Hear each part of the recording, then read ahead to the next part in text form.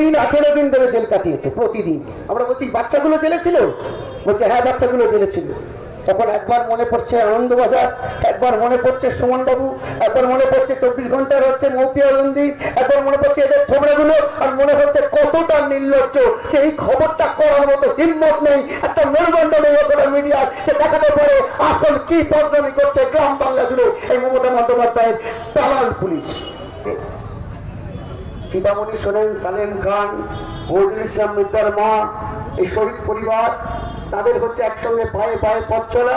আর একটু পরেই হচ্ছে মামুন বলে একটি ছেলে আপনাদের সামনে একটা কৌটো এনে বসিয়ে দেবে। ওই কৌটোটা লেখা আছে আপনারা যা পারবেন আমাদের অর্থ সাহায্য করুন। আমরা প্রথম একেবারে শুরুতে 3 তারিখে যখন আমরা বলেছিলাম ক্রিকেট করব, তখন যখন প্রশ্ন করা হচ্ছিল ক্রিকেট করবে, আমরা যে হ্যাঁ ক্রিকেট করবো, তখন আমরা ধর্মদলের প্রথম অর্থ সংগ্রহ করতে গেছিলাম। যারা এখানে বামপন্থী রাজনীতি করি, বয়স্ক যারা আছেন তাদের কাছে বলা ধৃষ্টতা, আমরা যারা কম বয়সী আছি, তারা যারা কৌটো নাচাই 2011 আগে 2011 পরে কম বেশি কথাটা শুনতেই হয়। তোমাদের কৌটো নাচানোর শখটা গেল না। মিনাক্ষী যুবরা সবাই মিলেই ধর্মতলায় আমরা শুরু করেছিলাম যখন, তখনও একবার এই কথাটা সন্ধ্যাবেলা শুনেছিলাম। আমরা খারাপভাবে কিছু বলিনি। যেখানে যেখানে এই ধরনের কথা মানুষজন বলেন তাদেরকে সামনে আনি, এনে আমরা দুটো কথা বলি। তখনও মিনাক্ষী যুবরা সবাই মিলে তাকে সামনে এনে বলেছিল যে ভাগ্যিস আমাদের কৌটো নাচানোর স্বভাবটা রয়েছে, তা নইলে আমাদের নেতাগুলোকে জেলে বসতে হতো, খাটের তলায় টাকা থাকতো, আর আপনাদের মতো রাত্রির বেলা ঘুমতে হতে ভয় ঘুমোতে হতো কখনই ডিসিবিআই ভোরবেলা আসবে আর টাকাটা ধরে তুলে নিয়ে গিয়ে লকাপে পড়ে দেবে। ছিল না কি পশ্চিমবাংলায় এরকম? যারা এখানে মাইকের আওয়াজ শুনতে পাচ্ছেন, আমাদের বৈরোধী ভোট কোনোদিন বামপন্থীরা ভোট দেননি, আজকের পরও ভোট দেবেন না। ইনসাফ যাত্রা ভালো হচ্ছে, ইনসাফ যাত্রার ছেলে মেয়েগুলো ভালো ছেলে, ইনসাফ যাত্রার ছেলে মেয়েগুলো খুব ভালো, তারা খুব উচিত কাজ করছে, কিন্তু তাও ভোট দেবেন না। তারাও হচ্ছে সেখানে বুকে হাত দিয়ে বলুন তো, এতদিন ধরে বাম বিরোধী যারা ভোট দিয়েছেন, এই পশ্চিমবাংলার বাম সংস্কৃতি যতদিন ধরে ছিল বলে আপনারা প্রচার করেন, সেই সংস্কৃতির মধ্যে ছিল নাকি এই এপাং ওপাং আর ছপাঙের সংস্কৃতি? কে কখন কোন দলে থাকবে কেউ জানে না, সবাই সমান চোখ, মানে চুরি যার তিহার আর আলিপুর জেল সভা, এটা এখন নতুন দাঁড়িয়েছে। এখন এই অবস্থার মধ্যে এখন দাঁড়িয়েছে। আমরা তো লাস্টে বলেছিলাম, শেষের দিকে আমাদের স্লোগান যা ছিল, কৃষি আমাদের ভিত্তি এবং শিল্প আমাদের ভবিষ্যৎ। আজকে তৃণমূলের স্লোগান কি? এরপরে তৃণমূলের স্লোগান তো খুব স্বাভাবিকভাবেই যে চুরি আমাদের ভিত্তি, আর তিহার আর আলিপুর, আর ওদিকে ভুবনেশ্বর ভবিষ্যৎ, এর বাইরে কোনো ভবিষ্যৎ নেই। তো তাই ইনসাফ যাত্রা যত দিন ধরে যাচ্ছে তত মমতা বন্দ্যোপাধ্যায়ের ভয় বাড়ছে। তাই মমতা বন্দ্যোপাধ্যায়ের ভয় বাড়ছে বলেই ওই বিজেপির গরু ছাগলগুলো আর নিজের গোডাউনের আরেকটা যে আছে, আরেকটা শুভেন্দু অধিকারী, মুকুল রায়ের হচ্ছে যোগ্য শিষ্য, একই চোর, এই গোডাউন থেকে উদ্ভাবনে গিয়ে চুরি করছে, আর মানুষের সামনে দেখাচ্ছে এই হচ্ছে কত বড় হচ্ছে লড়াই চলছে। আমরা বলছি জোড়া ফুল পদ্ম ফুল, নানা রকম সম্পর্ক হয়, আমরা কম রেট, আমাদের একটাই সম্পর্ক, কিন্তু যার তো মাস্তুত পিস্তুত সম্পর্ক হয়, এদের একটাই সম্পর্ক, ফুলতুতো সম্পর্ক। আর চোরে চোরে এরা সকলে মাস্তুতে ভাই, কেউ আলাদা না, সবাই সমান চোখ। একটাই প্রকল্প পশ্চিমবঙ্গ জুড়ে আমরা যত হেঁটেছি তত আমরা দেখতে পেয়েছি। মানে পুরুলিয়ার সকালবেলা আমরা দাঁড়িয়ে আছি, একদল হচ্ছে মায়েরা, তারা হচ্ছে বাচ্চা করে নিয়ে এসছে। আমরা বলছি তোমরা কেন? বলছে আমরা ইনসাফ চাই। কিসের ইনসাফ? বলছে আমরা যে গ্রামটায় থাকি সেই গ্রামটার নাম ডুংরি গ্রাম, খুব সুন্দর। যারা পুরুলিয়া বেড়াতে গেছেন, এই কলকাতা শহর আশেপাশে হাওড়া হুগলি এখানে তো আমরা যাই, এই শীতের সময় পুরুলিয়া ঘুরতে একটু বেশিই যায়। তো বলছে আমাদের গ্রামটা খুব সুন্দর, প্রকৃতি নিজের হাতে সাজিয়েছে। অনেক বড় বড় সিনেমার নাম বললো তারা, সেখানে তাদের শুটিং হয়েছে। পাহাড়ের ঢাল দিয়ে যে বর্ষাকালে জলটা পড়ে, সারা বছরের হচ্ছে জলের একমাত্র খাবার জলের হচ্ছে আশেপাশের গ্রামগুলো একটাই হচ্ছে জল খাবার জায়গা, সেটা হচ্ছে ওই জল। বলছে 1 সপ্তাহ 2 সপ্তাহ আগে প্রথম কলকাতা থেকে অভিষেক বন্দ্যোপাধ্যায় ভাইপো, তার হচ্ছে খুব প্রিয় বন্ধু এসছে। পুরো গ্রামটা টিলাটা পশ্চিমবঙ্গ সরকারের জমি, সাধারণ মানুষের ব্যবহার করতো, সবটা লিজ নেওয়া হয়েছে, দখল নেওয়া হয়েছে। কেন না বিদেশি মদের কারখানা হবে। তারা গেছিল পুরুলিয়া জয়পুর গ্রামে, গিয়ে জানিয়েছিল এটা আমাদের জায়গা, আমাদের জল, আমাদের জমি। কোন রকম নোটিশ ছাড়া কেন দখল করে দিচ্ছেন? শুধু প্রশ্নটা করেছে।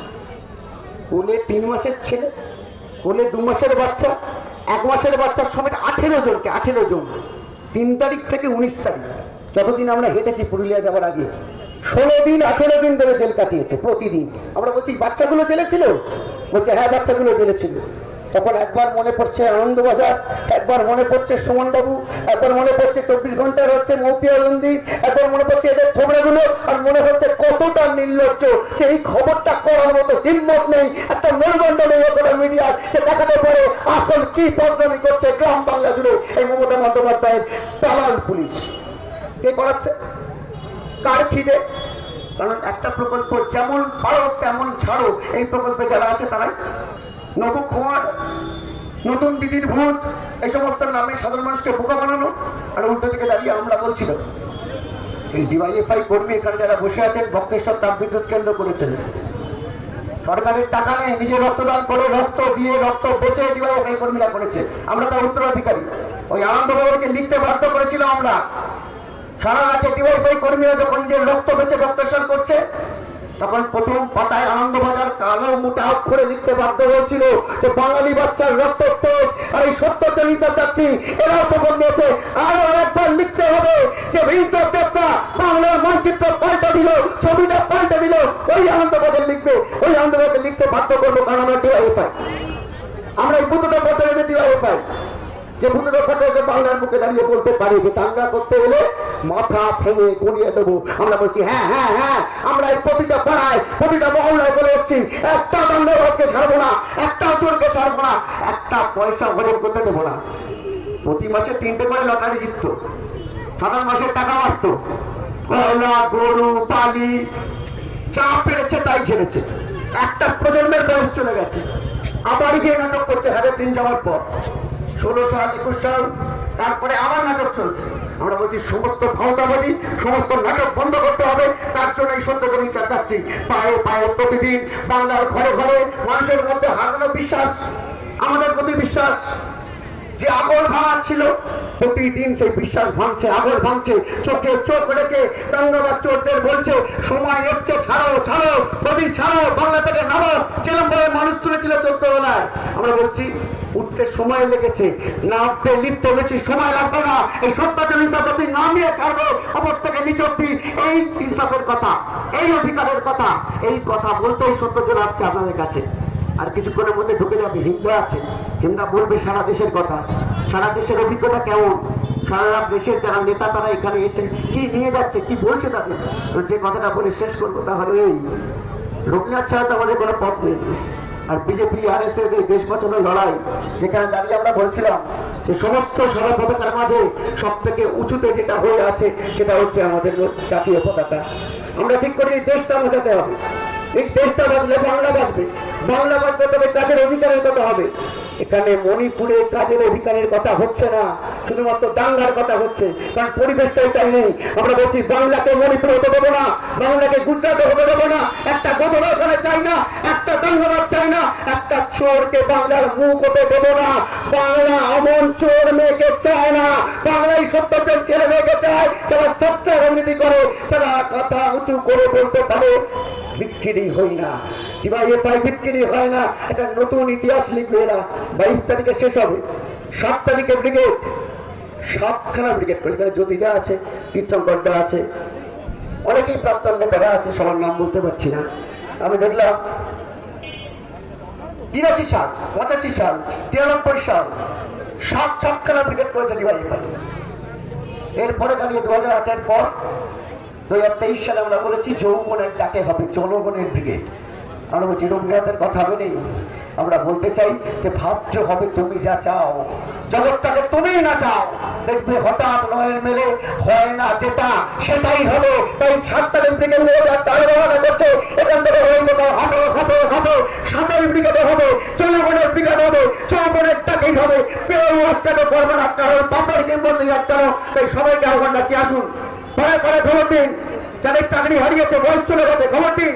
যারা চাকরি পাওয়ার চোদ্দ চাকরি পাননি, ইচ্ছেই নেই, ভরসাই করে না সরকারি চাকরি পাবো, তাদেরকে খবর দিন। পাড়ায় মনে করে ভারী ব্যাগ নিয়ে যারা ডেলিভারি বয় বাড়িতে দিতে আসছে, তাদেরকে দাঁড় করিয়ে বলো যে ছেলে মেয়েগুলো হাঁটতে হাঁটতে বলে গেছে 7 তারিখে ব্রিগেড যেতে হবে, মোট ভরাতে হবে, শ্মশানে দিতে হবে, এবং চোর গুলোকে জেলে পড়তে হবে। কারণ একটাই স্লোগান, চোর ধরো, চোর ধরো, চোর ধরো।